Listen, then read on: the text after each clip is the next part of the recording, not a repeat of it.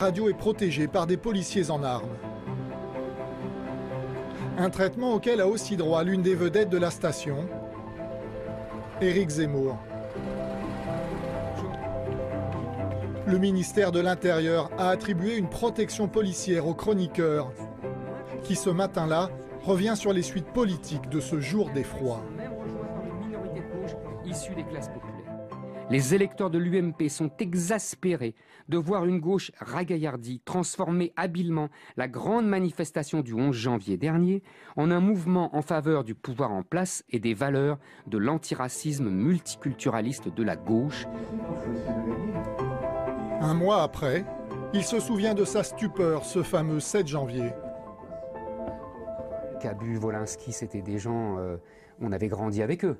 C'est-à-dire que moi, dans les années 70, c'est les dessins que je regardais, c'était nos grands frères. Donc évidemment, il y avait une émotion incroyable. On se disait, mais c'est pas possible, c'est pas eux qui ont été tués. Et puis après, il y a l'histoire de l'hypercachère, donc tout ça, si vous voulez, il y a évidemment, comme tout le monde, une émotion folle. Et puis après, évidemment, je me suis dit, ce n'est pas étonnant. Vous voyez, c'est la logique de ce que j'ai décrit et de ce que j'ai analysé et de ce que j'ai vu venir. À l'écouter, il avait tout prévu et même tout écrit dans un livre à succès. Bonjour madame. Début décembre à Nantes, ses admirateurs se pressent dans cette librairie du centre-ville.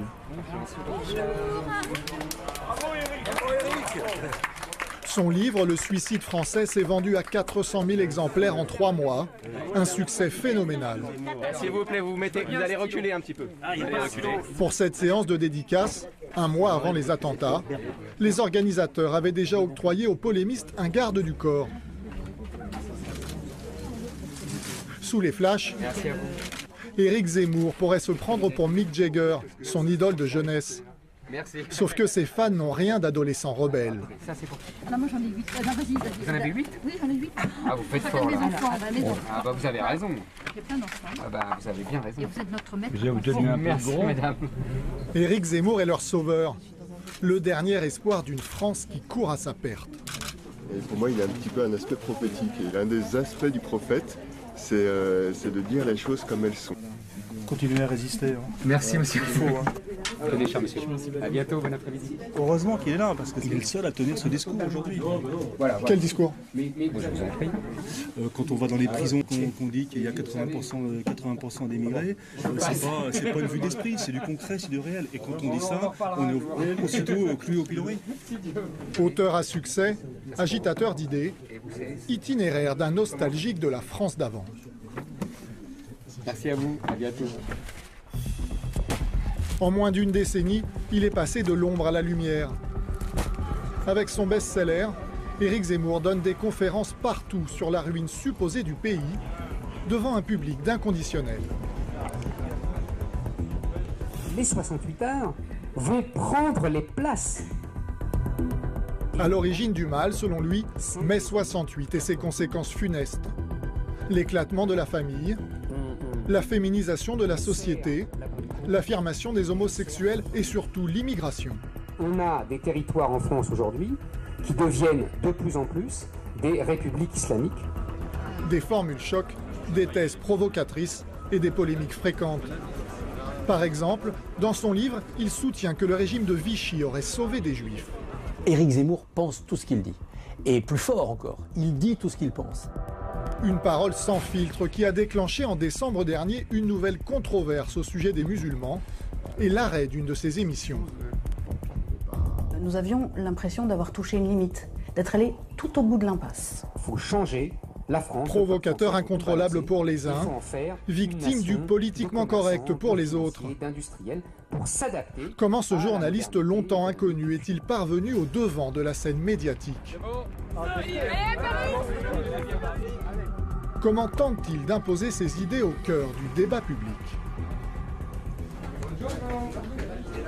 Bonne journée. C'est un Éric Zemmour en pleine gloire qui arrive à iTélé ce 12 décembre 2014. Il ne le sait pas encore, mais cet enregistrement sera le dernier. On a Macron, on enlève Leonetti. Depuis 10 ans, Éric Zemmour fait les beaux jours de la chaîne. Chaque semaine, il retrouve son vieux complice, Nicolas Doménac, un éditorialiste de gauche. J'avais lu son interview dans le Figaro, c'est la même chose. Avec Z, il a toujours été appelé en classe le dernier. Qu'est-ce que tu veux? À Sciences Po, il y avait les listes pour l'entrée à Sciences Po. Et en fait, je cherche mécaniquement, tu as tout à fait raison, mon nom à la fin de la liste et je ne le vois pas. Et donc pendant 5 minutes, j'ai paniqué parce que je croyais que je n'avais pas eu l'examen d'entrée. Et en fait, j'étais écrit en haut, c'était dans le désordre. T'aurais pu te suicider. On a eu chaud. Je suis sûr que la pensée française aurait été orpheline. Cette émission, Ça se dispute, est la seule qui batte régulièrement BFM, la rivale d'ITélé. Le débat, c'est un sport dans lequel Éric Zemmour excelle. Ce genre d'exercice, qu'est-ce que ça vous apporte?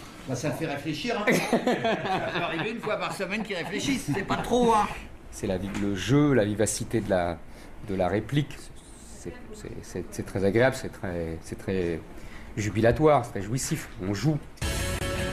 Un drôle de jeu où il ne retient pas ses coups. Vous avez une nouvelle pensée dominante qui est Zemmour et compagnie, qui ne tolère pas la contradiction, qui est d'une radicalité exclusive, qui délégitime totalement la pensée autre, la pensée il y a une violence, oui. Crachez dessus. Il y a une violence, oui. Parce que il y a une il y a une violence de mon côté et je vais te dire pourquoi. Parce qu'on en a assez que des pseudo-élites détruisent le pays. Merci Éric. La majorité silencieuse contre la France d'en haut, c'est l'un des ressorts du discours d'Éric Zemmour. Lorsqu'il est attaqué, il rappelle volontiers qu'il a grandi dans des quartiers populaires. Ses parents sont des Juifs d'Algérie, rapatriés pendant la guerre d'indépendance. Il naît à Montreuil en 1958, puis passe son adolescence dans le quartier de la Goutte d'Or à Paris, où son père dirige une petite entreprise d'ambulance. À l'époque, le jeune Éric s'accommode parfaitement du mélange des populations. Il y avait des Français de souche, il y avait des immigrés anciens, c'est-à-dire italiens, espagnols, il y avait nous, les pieds noirs, les Juifs d'Algérie, les pieds noirs chrétiens, il y avait des Maghrébins qui étaient souvent d'ailleurs des Kabyles, qui étaient, par exemple, tous ces gens-là qui venaient d'Algérie restaient très copains. C'était très sympa. C'est dans cet immeuble de la Goutte d'Or qu'Éric Zemmour passe son adolescence. Ce sont les années 70. Le vent de mai 68 emporte tout, même le jeune Zemmour. J'avais les cheveux longs, je portais des blue jeans, je me révoltais contre mon père, j'écoutais les Rolling Stones. Vous voyez, j'étais dans le vent. C'est normal, quand on est adolescent, on est dans le mouvement. Donc j'ai d'autant plus pu comprendre la séduction que cette idéologie dominante des années 70 avait provoqué chez les gens, puisqu'elle m'avait séduite moi-même. Rebelle, mais pas trop. Bon élève, il intègre Sciences Po. Il tente même 2 fois le concours de l'ENA. Lui, le fils de rapatrié, se voit comme un modèle d'assimilation à la française. Alors quand arrivent les années 80 et les revendications des minorités, Éric Zemmour rompt avec son époque. En 1983, la marche pour l'égalité et contre le racisme, surnommée Marche des Beurs, rassemble à Paris 100 000 personnes. Elle réclame notamment une France pluriethnique et pluriculturelle. Quelques mois plus tard, SOS Racisme est créé. C'est à cette époque que naît le Zemmour d'aujourd'hui. L'antiracisme, pour moi, c'est le contraire de la République. Et c'est le contraire de la France. Parce que c'est la promotion du multiculturalisme et c'est l'abolition de l'assimilation. Ça, c'est une étape fondamentale.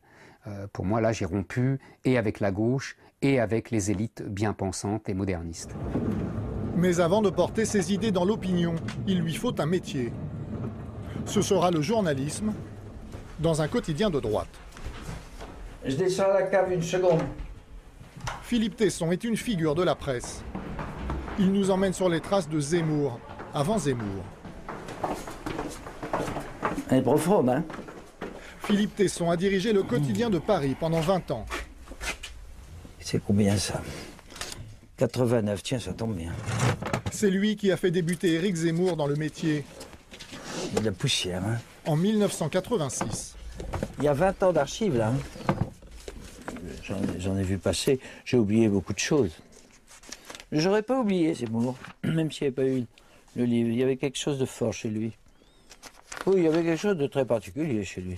Ne serait-ce que son caractère, qui était quand même très pointu. Il était chiant un peu. Il m'a un peu fait chier. Éric Zemmour. Léo joue son jeu, son papier sur les hotards. À l'époque déjà, Éric Zemmour est journaliste politique. Il suit la droite française. C'était un très très bon journaliste, il avait beaucoup de contacts, il faisait très bien les interviews, donne très bien l'information, il était très doué, très efficace.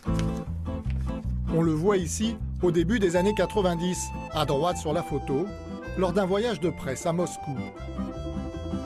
Malgré la chapka siglée de l'Étoile Rouge, l'ado révolté des années 70 est un lointain souvenir.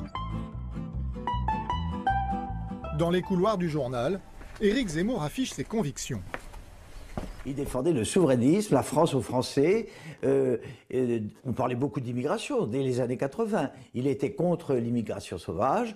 Le Zemmour d'aujourd'hui était déjà contenu dans le Zemmour d'il y a 20-30 ans. Des opinions tranchées qu'il défend bec et ongles. 15 ans plus tard, c'est grâce au petit écran que Zemmour finira par se faire un nom auprès du grand public. iTélé, bien sûr, mais surtout, On n'est pas couché, l'émission de Laurent Ruquier. Officiellement, il est intervieweur, sans concession avec les invités. Mais pendant 5 ans, il en profite aussi pour faire passer ses idées. Vous-même, vous avez fait l'éloge du monde nomade. Vous-même, vous avez proposé au président de la République un accroissement de l'immigration. La télévision, mais aussi des chroniques sur RTL ou dans le Figaro Magazine. Sans surprise, son sujet de prédilection, c'est l'immigration qui serait un danger pour l'identité française. Il trouve un écho dans une France en crise. C'est ce qu'a constaté le directeur de la rédaction de l'Express, Christophe Barbier. Il a longtemps débattu face à lui sur les plateaux télé. La société française est angoissée. La société française, quelque part, pense que le grand remplacement qu'Éric Zemmour annonce est à l'œuvre. C'est-à-dire qu'il y a une population de plus en plus importante qui n'est pas de culture gauloise, judéo-chrétienne, et que par sa simple présence, eh bien, cette population change la couleur culturelle de notre pays. Le grand remplacement, c'est une théorie des militants les plus durs d'extrême droite. Selon Christophe Barbier, le polémiste est aujourd'hui un allié objectif du Front National.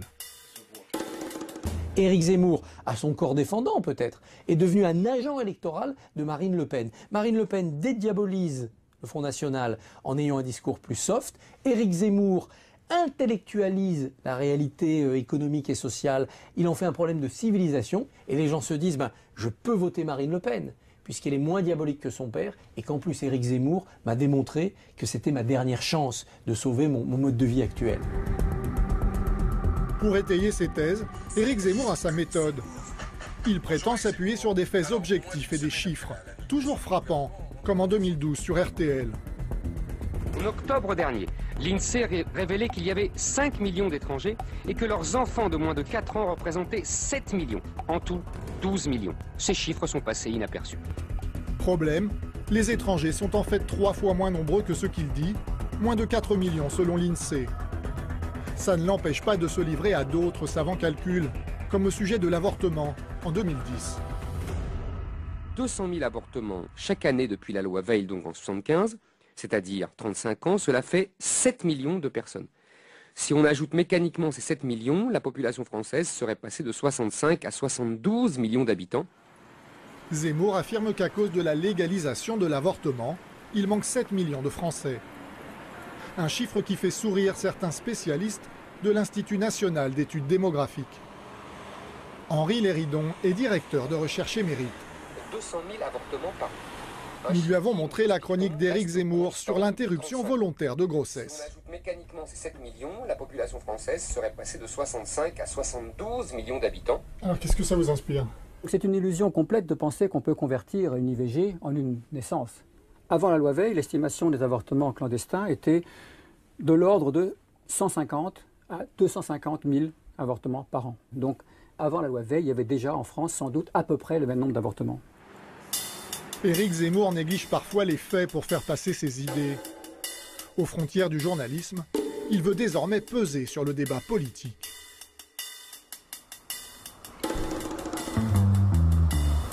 Paris, dans les locaux de RTL, Jean-Luc Mélenchon s'est isolé. Derniers instants de concentration avant d'entrer en studio pour le débat de la soirée. Mais ce n'est pas un homme politique qu'il affronte aujourd'hui, c'est le chroniqueur vedette de la station. RTL Soir. Jusqu'à 20h, le face-à-face. Jean-Luc Mélenchon, Éric Zemmour. Avec Bernard Poirette. À 56 ans, Éric Zemmour n'a plus rien d'un intervieweur. C'est un de vos grands chevaux de Il ne pose plus les questions, c'est à lui qu'on les pose. Est-ce que vous ne pensez pas être complètement obsessionnel sur cette question-là? D'abord, je refuse qu'on me dise que je suis obsessionnel. Nous avons de plus en plus de musulmans qui veulent pratiquer leur religion comme l'islam a toujours été pratiqué, c'est-à-dire qu'il n'a jamais connu les règles de la laïcité. Mais monsieur Zemmour, qu'est-ce que vous comptez faire? Vous comptez tuer les gens, les empêcher d'avoir des gosses? Non, mais ça va nous poser de graves problèmes. Et ça pose déjà des problèmes dans toute l'Afrique. Des problèmes et il faut les régler de manière... Attention, pivot direct. Ce face-à-face tendu aura duré 40 minutes. Éric, c'est la consécration, là. Vous débattez d'égal à égal avec Jean-Luc Mélenchon, vous êtes un homme politique.